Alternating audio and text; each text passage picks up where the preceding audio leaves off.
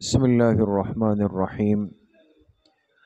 تعلیم then course سال اول کی تفسیر قرآن کریم کا سبق شروع ہو رہا ہے۔ تمام ساتھی اپنے قرآن کریم اور اپنی کاپیاں کھول دیں۔ آن لائن جو حضرات و مستورات ہیں وہ بھی اپنے قرآن کریم اور اپنی کاپیاں کھول دیں۔ ہم نے سورہ کافرون تک پڑھ لیا ہے نا؟ سورہ کافرون تک ہو چکا ہے۔ آج انشاءاللہ سورۃ النصر پڑھیں گے۔ سورۃ النصر پڑھیں۔ اعوذ باللہ من الشیطان الرجیم، بسم اللہ الرحمن الرحیم۔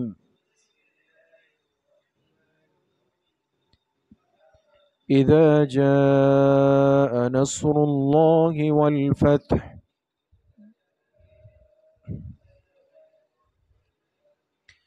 ورأيت الناس يدخلون في دين الله أفواجا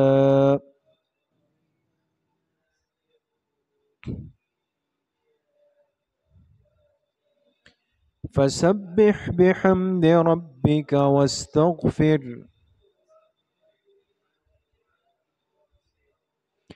إنه كان توابا۔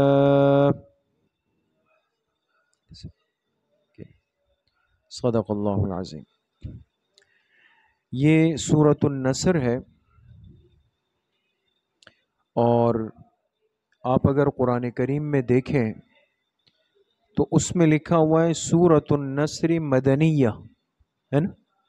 نظر آ رہا ہے کہ سورۃ النصر یہ کون سی سورت ہے؟ مدنی سورت ہے۔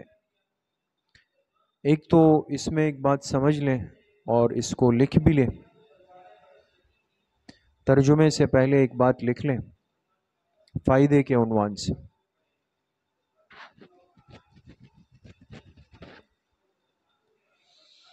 اس سورت میں فتح مکہ کی بشارت ہے۔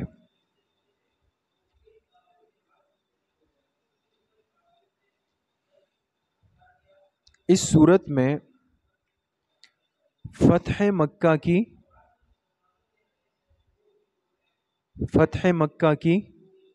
بشارت ہے۔ بشارت جانتے ہیں نا؟ خوشخبری۔ یعنی اس صورت میں ایک اشارہ دیا کہ مکہ پھر فتح ہوگا۔ حالانکہ حضور علیہ السلام جب مدینہ سے گئے تو مکہ سے گئے تو مدینہ چلے گئے، اس وقت کوئی سوچ نہیں تھی کہ پھر کبھی ایسا وقت آئے گا کہ مکہ پھر مسلمانوں کے پاس ہوگا۔ لیکن اس صورت میں اشارہ دیا، اشارہ، بات سمجھ گئے؟ تو اس صورت میں فتح مکہ کی بشارت ہے جو مرکز اسلام ہے،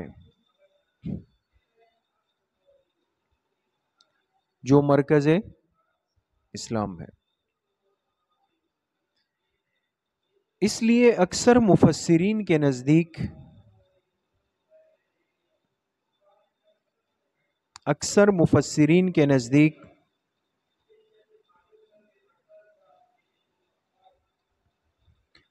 یہ سورۃ النصر فتح مکہ سے پہلے اتری۔ اکثر مفسرین کے نزدیک یہ سورۃ النصر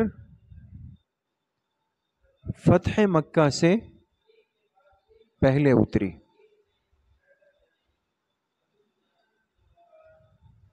بات سمجھ گئے؟ اچھا، اب چار باتیں جیسے ہم ہر صورت میں کرتے ہیں: ترجمہ، وجہ تسمیہ، موضوع اور خلاصہ۔ سب سے پہلے سورت کا ترجمہ۔ اذا جاء نصر اللہ والفتح، جب آ چکی اللہ کی نصرت اور فتح یعنی کامیابی، جب آ چکی اللہ کی نصرت، جب آ چکی اللہ کی نصرت اور فتح، فتح یعنی کامیابی.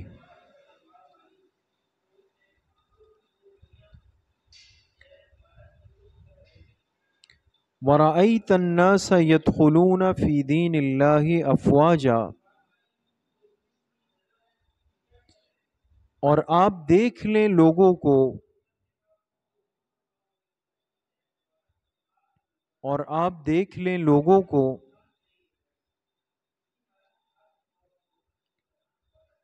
کہ وہ داخل ہو رہے ہوں اللہ کے دین میں،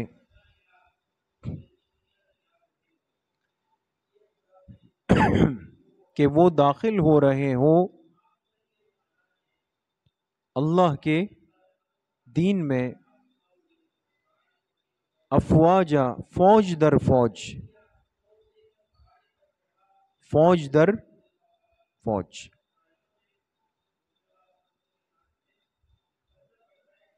لکھ لیں. فسبح بحمد ربک واستغفرہ، تو اپنے رب کے حمد کی تسبیح پڑھیے،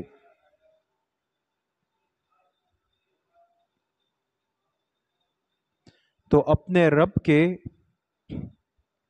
حمد کی تسبیح پڑھیے،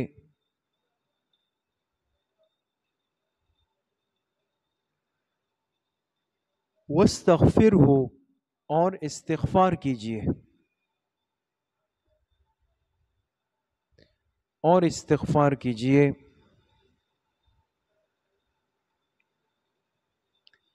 انہ کان توابا، بے شک وہ توبہ قبول کرنے والا ہے.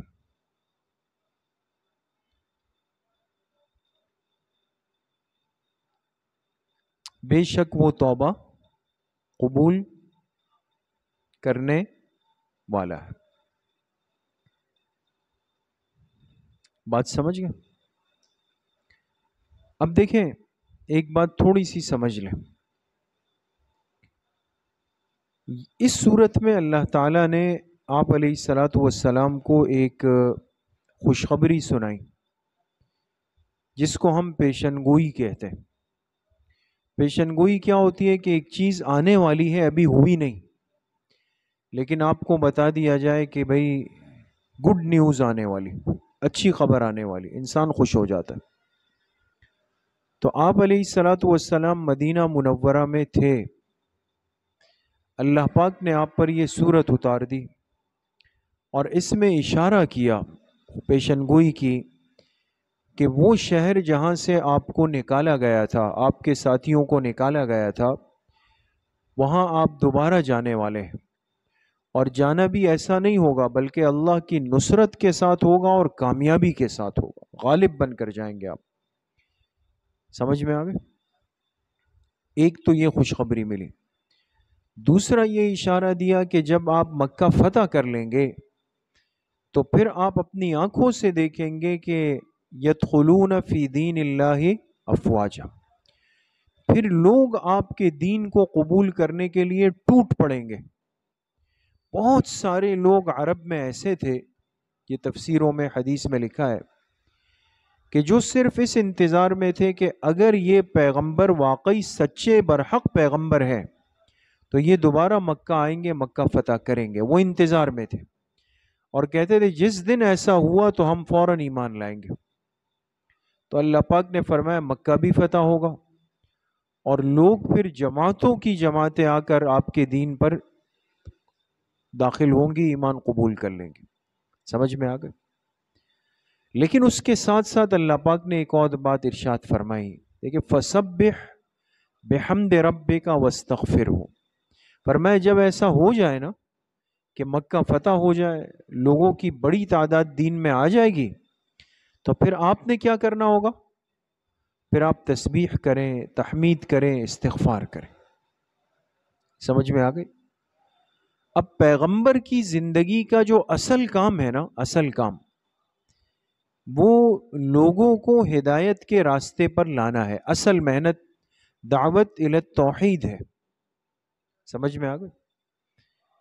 اگر پیغمبر کو یہ کہا جائے کہ اب آپ بیٹھ کر تسبیح پڑھیں اور استغفار کریں تو مفسرین فرماتے ہیں اس میں ایک نقطہ تھا، ایک اشارہ تھا کہ آپ کا مقصد اب پورا ہو گیا، لہٰذا اب آپ اپنا سارا وقت اللہ کی عبادت کو دے دیں۔ اس میں ایک لطیف اشارہ تھا کس کی طرف، کہ اب آپ کی زندگی اپنے آخری مرحلے کی طرف آ رہی ہے۔ جیسے ہمارے ہاں جو بزرگ حضرات ہوتے ہیں جو بیچارے ایک زندگی کی محنتوں سے گزر جاتے ہیں، تو پھر دیکھیں نا وہ کام، محنت، جاب سب ختم، پھر وہ مسجد کو وقت دے دیتے۔ یہ خود ایک اشارہ ہوتا ہے کہ اب آخری عمر کا حصہ اللہ پاک کے لیے ہونا چاہیے۔ تو سمجھدار صحابہ کرام اس صورت سے سمجھ گئے کہ جہاں اس میں مکہ مکرمہ کے فتح ہونے کی خوشخبری ہے اور جہاں اس میں لوگوں کے دین میں آنے کی خوشخبری ہے، وہاں ایک اور چھپی ہوئی اطلاع بھی ہے۔ وہ کون سی؟ کہ پیغمبر علیہ السلام کے دنیا سے جانے کا وقت آ رہا ہے۔ سمجھ میں آ گئے؟ ترجمہ لکھ لیا دوستو؟ وجہ تسمیہ بالکل واضح ہے۔ سورۃ النصر کیوں کہتے ہیں اس کو؟ جی، پہلی آیت میں لفظ نصر ہے، اذا جاء نصر اللہ، یہ وجہ تسمیہ ہے۔ اس سورت کی پہلی ہی آیت میں لفظ نصر ہے۔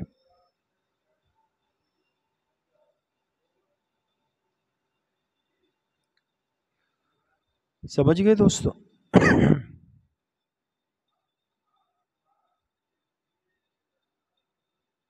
نمبر 3، موضوع سورت۔ سورت کا موضوع کیا ہے؟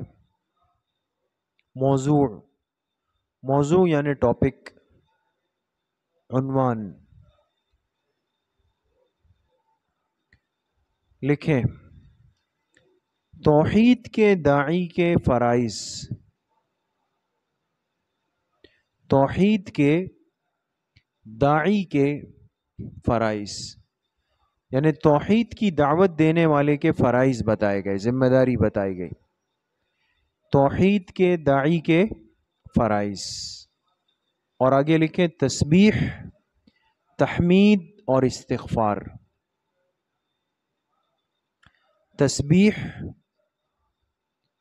تسبیح، تحمید اور استغفار۔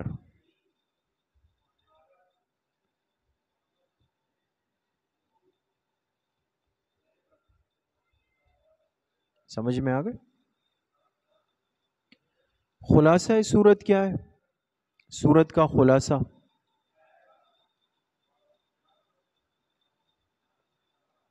رسول اللہ صلی اللہ علیہ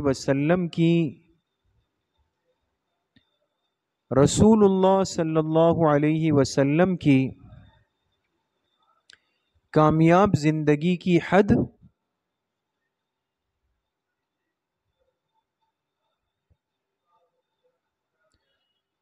کامیاب زندگی کی حد اور انتقال کی پیشن گوئی۔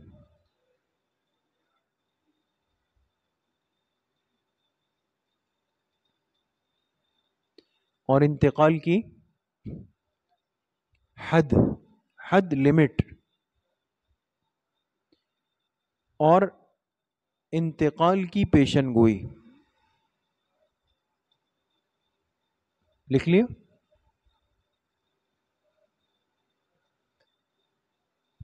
اب ایک نقطہ لکھیں، نقطے کی بات، نون کاف تا، نقطہ۔ جب کوئی اہم بات ہوتی ہے نا تو لوگ کہتے ہیں بھئی دیکھیں اس میں ایک نقطے کی بات آپ کو بتاتا ہوں۔ نقطہ کیا ہے؟ ایک نقطہ ہے خاص اس صورت میں۔ لکھیں، مقصود کو حاصل کرنے کے بعد، مقصود کو یعنی جو آپ کا مقصد ہے نا، مقصد اصلی، مقصود کو حاصل کرنے کے بعد رجوع الی اللہ میں اضافہ ہو۔ مقصود کو حاصل کرنے کے بعد رجوع الی اللہ میں کیا ہو؟ اضافہ ہو۔ الف لام یا، الا لکھیں، الف لام یا پہ کھڑا زبر، پھر لفظ اللہ لکھ لیں۔ رجوع الی اللہ میں اضافہ. بات سمجھے؟ بڑی اہم بات ہے. انسان دنیا میں جب اپنا کوئی مقصد پا لے نا، مقصد حاصل ہو جائے، اس کو چاہیے کہ اب اللہ پاک کی طرف اور قریب آ جائے. ہم اس کے بالکل اپوزٹ الٹ چلتے ہیں. آپ نے دیکھا ہوگا ہمارے ہاں طلبہ کے امتحانات جب ہوتے ہیں نا، اسکول کے ہوں، کالج کے ہو، یونیورسٹی کے ہو، یا کسی نے جاب کے لیے اپلائی کیا ہو، اس کی سی وی گئی ہوئی ہے، وہ نوجوان ساتھی آپ کو اچانک سے مسجد میں نظر آئیں گے، ہے یا نہیں؟ آئیں گے، صف اول میں ہوں گے، تلاوت کر رہے ہوں گے، تسبیحات کر رہے ہوں گے، نماز کے بعد امام صاحب سے ملیں گے، دعا کی درخواست بھی کریں گے، سب کچھ ہوگا. اچھا 10 دن بعد بالکل جو ہے وہ اڑنچھو ہو گئے، غائب ہو گئے، نظر ہی نہیں آ رہے. باہر کئی راستے میں آپ کو ملیں گے، بھئی آج کل مسجد میں بس وہ امام صاحب وہ جاب لگ گئی تھی تو اب مصروف ہو گیا. یعنی جب تک کام نہیں ہوا تو اللہ پاک کے ساتھ لگ گئے کہ اللہ میرا یہ مقصد مجھے مل جائے. جب تک رزلٹ نہیں آیا تو اللہ پاک سے لگ گئے. جب رزلٹ اچھا آیا، پاس ہو گئے، پیپر کلیئر ہو گئے، جاب لگ گئی، ختم، بالکل مسجد سے غائب ہو گئے. یعنی ایسا ہے نہیں ہے دوستو، یہ ہے سب ہم کمزور ہیں اس معاملے. یعنی مقصد یہ کہ یہ تعلق تو ایک بے وفائی کا سا ہو گیا کہ میں کسی سے اپنا کام کروانے کے لیے اس کے پیچھے پیچھے گھوم رہا ہوں، اور جس دن کام ہوا تو بالکل گدھے کے سر سے سینگ جیسے غائب ہوئے میں غائب ہو گیا. ایسا نہیں ہونا چاہیے. ایک مومن اور مسلمان کی شان یہ ہے کہ جب اللہ پاک اس کا کام بنا دے تو اس کو اندازہ ہو کہ بھئی اللہ نے تو مجھ پہ بڑا احسان کیا، اب مجھے اور اللہ کے قریب آنا، اب اور زیادہ مسجد سے، اعمال سے، معمولات سے جڑ جائے، گناہوں سے دور ہو جائے. سمجھ میں آ گئے؟ ایک یہ تو نکتہ ہو گیا. لکھے فائدہ. اس سورۃ النصر کا ایک نام سورۃ التودیع بھی ہے. اس سورۃ النصر کا ایک نام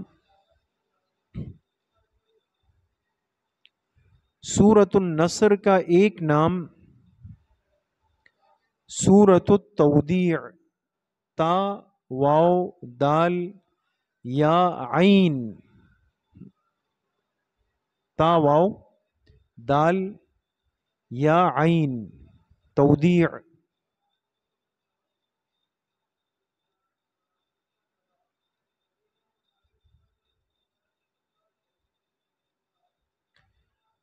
سمجھ میں آ گئی بات دوستو؟ تو اب دیکھیں آپ حضرات کے ششماہی امتحان بھی آ رہے ہیں. پتہ ہے آپ لوگ؟ پتہ ہے؟ تاریخ بھی طے ہو گئی ہے. تاریخ پتہ ہے کسی کو؟ آج اساتذہ کی تعلیمی میٹنگ میں تاریخ طے ہو گئی، وہ جلد آپ کو نوٹس بورڈ پر لگی ہوئی مل جائے گی. تو ایک سوال آ سکتا ہے آپ لوگوں کا کہ سورۃ النصر کا دوسرا نام کیا ہے نا؟ نیچے ہم آپشن دیں گے اور دور دور کے نام لکھیں گے تاکہ آپ لوگوں کا ذہن بھٹک جائے. تو دیکھیں یہ چیزیں یاد رکھنے کی ہوتی ہے. سمجھ میں آ گیا؟ ہر چیز کو عام طور پہ ہمارے طلباء کا ایک مزاج ہوتا ہے کہ جو چیز ذرا وہ ہوتی ہے کہتے ہیں یہ اہم نہیں ہے، یہ اہم مقامات میں سے نہیں ہے، چھوڑ دیتے ہیں. پھر جب امتحان میں آتا ہے تو کہتے ہیں پیپر بالکل آؤٹ جگہ سے آیا ہے. تو بھئی آپ کو یہ کس نے کہا تھا کہ آپ خود سے طے کریں کہ امپورٹنٹ کون سا ہے اور کون سا نہیں ہے؟ ہر چیز کو نظر سے ضرور گزاریں. سمجھ میں آ گئے؟ اللہ پاک صحیح عمل کی توفیق نصیب فرمائے. انشاءاللہ باقی سبق آئندہ ہفتے. السلام علیکم ورحمۃ اللہ وبرکاتہ.